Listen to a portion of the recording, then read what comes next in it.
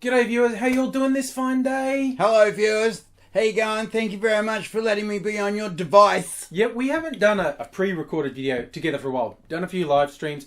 Thought it was time to talk news of the day. Of the day, sir. Of the day. Big news in Australia, has been the news of the day for a couple of days now, is one Don Burke being outed as a nasty, creepy, even called psychopathic sexual predator. You know, I used to watch Don Burke on his television show, and I thought to myself, what an evil prick. And people used to say to me, 80,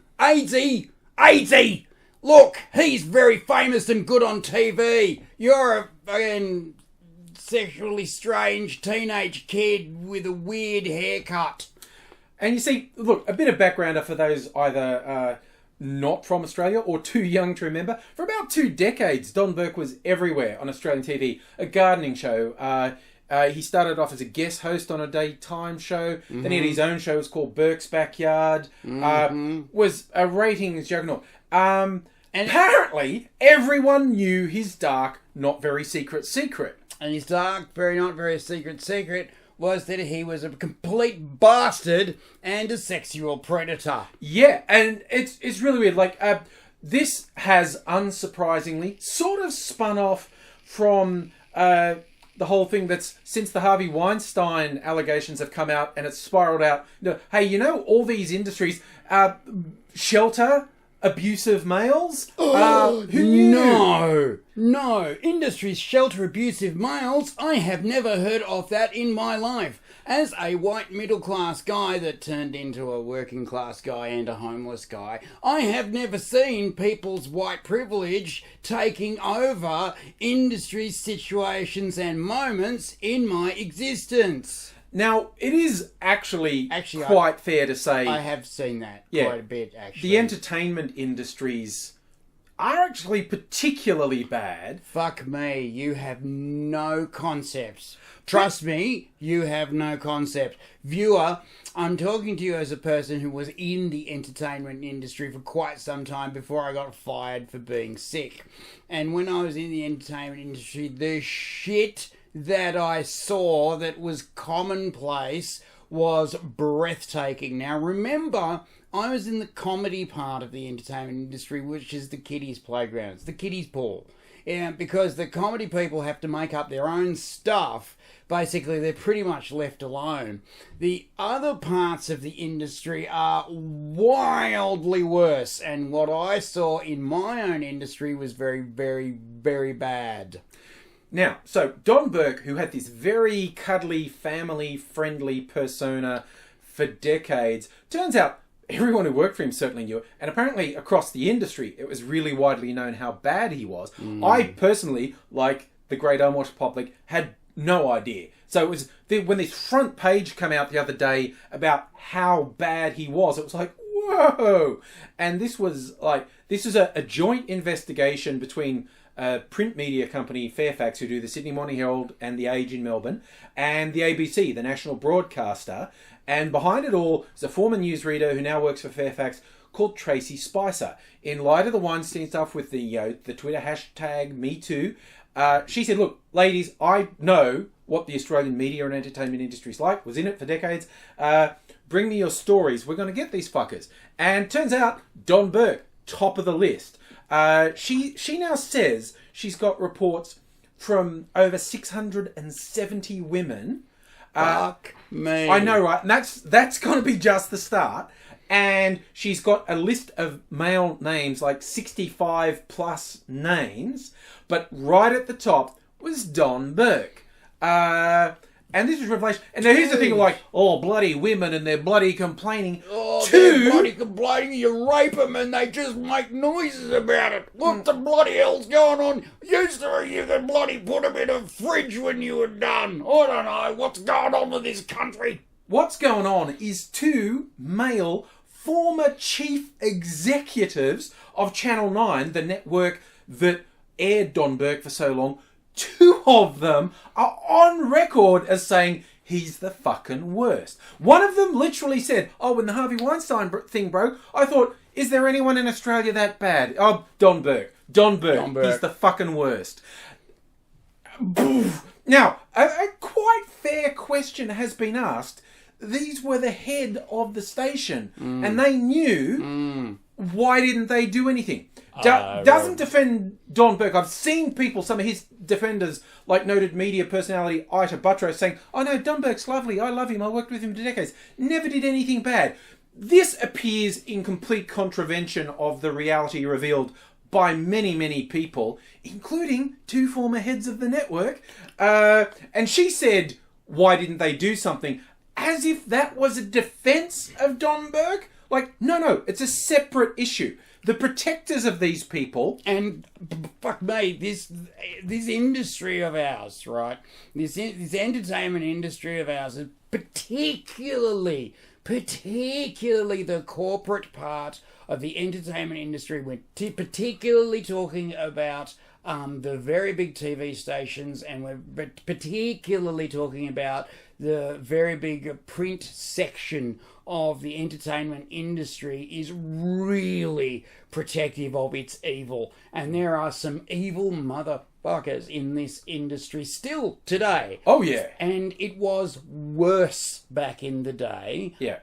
Because there was a lot of simple misogyny, simple white male privilege that was expected, and these industries actively protected these guys' evil doings. And this is not just the complaints of somebody who didn't quite make it. Trust me, I made it. I just didn't get paid. I saw what was going on. And I was one of the fuckwits who used to complain to these guys directly, saying, dude, that's a fuck thing to do to chicks. That's a fuck thing to do to homos. That's a fuck thing to do to lesser status people than you.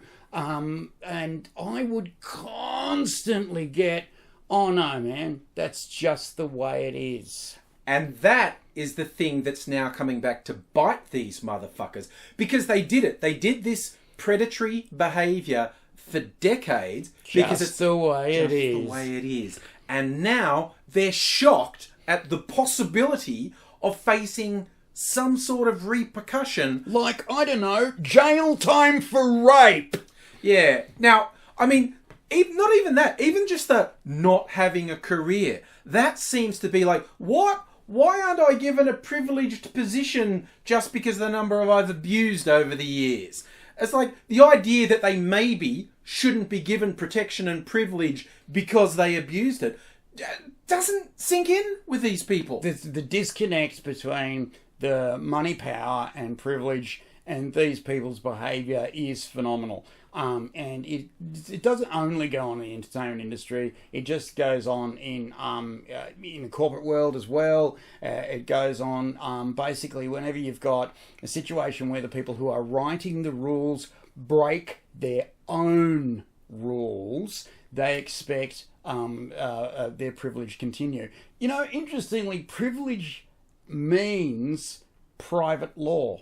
Yeah. It actually means, it's actually Latin roots, is private law. A law for the people who write the law. And these people have written the law for so long that they expect when they break their own laws that they're written for themselves to make themselves more advantaged than anyone else. And trust me, just look around, you'll see people who are more advantaged than you shit on you. Yeah. Because they expect to. It is stunning to see how people treat people in a cafe. If you're in a cafe and you see people talk to the wait staff, you will see immediately privilege. You will immediately see how people treat the people who are serving them their coffee and food. And you'll often be stunned at people shitting on the wait staff just because they are serving them. Now, expand that a millionfold. And I'm saying a millionfold because there's the dollars involved here. Yeah. Right. Expand that a millionfold, and you've got basically these people right at the top who expect to have nothing go wrong in their lives, and they expect to do anything they want. Anything they want. Literally anything. And they do anything they want. Yeah, and one of the interesting aspects of the Don Burke story is he's flat out denying it. Like I said, it's going with dozens of people reporting it, a significant number going on the record, including 2 male former heads of the network saying he's fucking evil, and he's still going, no, didn't happen. Like in the whole Harvey Weinstein thing, he's going, oh, don't compare me to Harvey Weinstein. Like, he's accused of rape, and I'm not even accused of that, so therefore I'm a fucking angel. And Flap. It's like the denial thing. Dude, you know what you did, okay? And as an outsider who doesn't know what you did, but as an outsider who sees all these people going on the record, little bit of advice, the denial, not going to work for you. No, buddy. Really not going to work in your favour. Really time to get down on your frickin' knees and do the evangelical thing and say, I've sinned. Trust me, do some jail time, you'll come back. Yeah. But he came out because after this was all exposed, he went on one of the commercial TV shows to defend himself. And what he came out with randomly at one point was, it's because I've got Asperger's. And also, that's going to set this one off, but I'll throw in, this is self-diagnosed, by the way. He's never had any medical diagnosis. It's just like he read somewhere, people on the spectrum have trouble reading social cues. So he's sort of done that double-think thing of, I didn't do the things they said I did, but if they think I'm bad, it's because I've got Asperger's. Your views, AZ? Yeah, I've got a couple of things to say about that. Fuck you! And the next thing I have to say about that is back in the day, let's say the 1980s, when the AIDS thing was really real and there was a lot of anger and fear about people who were the homo. And I, in those days, was the bi, which half of that is the homo. And basically, I had a lot of difficulty getting the sex. Because back in those days, everyone was very afraid of getting the AIDS and dying. And so getting the sex was very tricky. If you talked to the wrong guy about getting the sex from him, you might get killed. So as an Asperger's person who has a bit of difficulty reading social cues, I was taking my life into my own fucking hands every time I asked someone if they wanted the sex. This was the girls too, by the way, because I never once went with a young lady without telling her that I was also with the young men. Some of the young ladies were immediately turned off by this and said, no, we shall not proceed any further. And as a person with Asperger's, I said, we shall not proceed any further. Sometimes we were at a point of pants down, and, you know, when you're at a point of pants down, things are hot and heavy and you're ready to go, and things were very nearly ready to go, and I would have people who knew about me, my background, and my particular ways of being would say, no, I'm not okay with this anymore. And you know what I did at that point? I went, oh, okay, well, fair enough. Shall we have a cup of coffee then? Yeah. Sometimes they'd say no, and it was always pants up and finish. You don't just keep going because you feel like it. There's another person on the end of that, and you've got to be really, really, really, really intensely involved with the other person's will. You don't just do what you want, you do what we want. And that is an Asperger's thing in a very big way. A lot of Asperger's people are looking for connection with other people but find it difficult. And if that connection is denied you, you fucking stop. And Asperger's people are very good at stopping. Yeah. So this bullshit about I've got Asperger's fucking will not fly, Don. I'm afraid it's still fuck you. You're in trouble. The chickens are coming home to roost. And now you're going to have to eat the crap you laid on everyone else. It's just something I thought I'd say. Interestingly, yeah, the head of Autism Australia made a very similar statement. Reading between the lines, there's like the formal statement about this is unreasonable, this is terrible, this is bad. Between the lines, it was like, fuck you, cunt. Fuck you, cunt. Fuck you, you motherfucker. Fuck you so fucking hard, you piece of shit. It's just incredible. People fucking blame Spurgs for doing a lot of things, but you find that Spurgs are actually more sensitive to criticism and what other people think and want than you think. A Spurg friend of mine, he is a Spurg friend of mine, it's actually family, was hassled by chuggers, charity muggers in the street. You should donate, it's only going to be a coffee a month. This guy has a lot of trouble.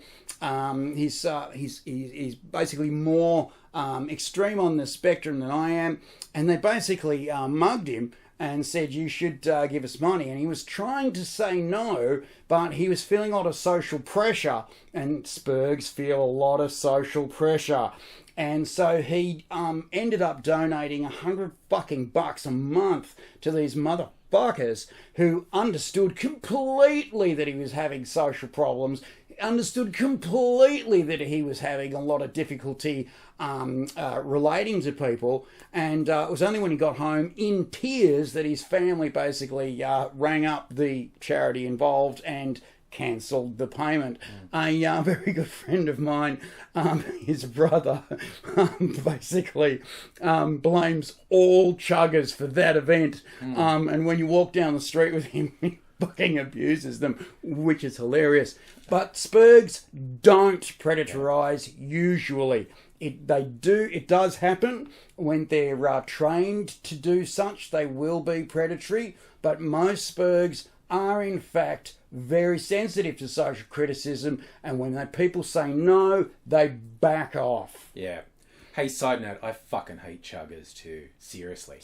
Not as much as I hate sexual predators. And Don Burke, you're getting what's coming to you. He's not getting jail time. There's no way he's getting jail time. And his career's already over. That was the interesting thing. In the first article published, the opening paragraph finished with, like, he was a juggernaut for 2 decades till his show was unceremoniously axed. The subtext under that, like, oh, there's shit we know, but we can't actually tell you because without evidence it's seriously actionable. But like I said, when the heads of the network say, no, he's a piece of shit, come on, Bruce. But my favourite bit of this whole thing, and it was underplayed a little in the article, Tracy Spicer saying she's got a list of names, 65 names long. And AZ, given your experience in that industry, these people, they'll be a lot of on-air presenters, but there'll be a lot of people at the executive level too. Oh, hell yeah.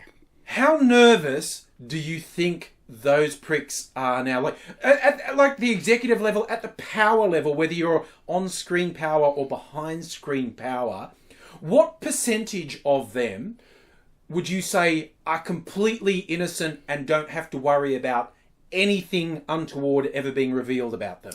Well, I'm going to say it's a big percentage, like the NASA budget. Yeah. Now, I think you got that backwards. Oh, yeah, that's 0.05%. Yes. Therefore, that's the percentage that don't have to worry. Those guys are in deep shit because, trust me, people from overseas who don't understand this, when the ABC and Fairfax get together for an investigation, you are fucked. So, I mean, this sort of thing is so overdue. Maybe one day we'll get as far as why the fuck are the people who protected them for years knowing what they did. Why aren't they suffering any repercussions? But let's just get the actual fuckers who did shit first. And we can take it's only a small amount of glee because this shit never should have been allowed to happen. But the idea of these pricks behind closed doors shitting themselves, well, that's a little bit of Logie gold right there. Right there. And we'll see you again real soon. Thanks a lot. Bye.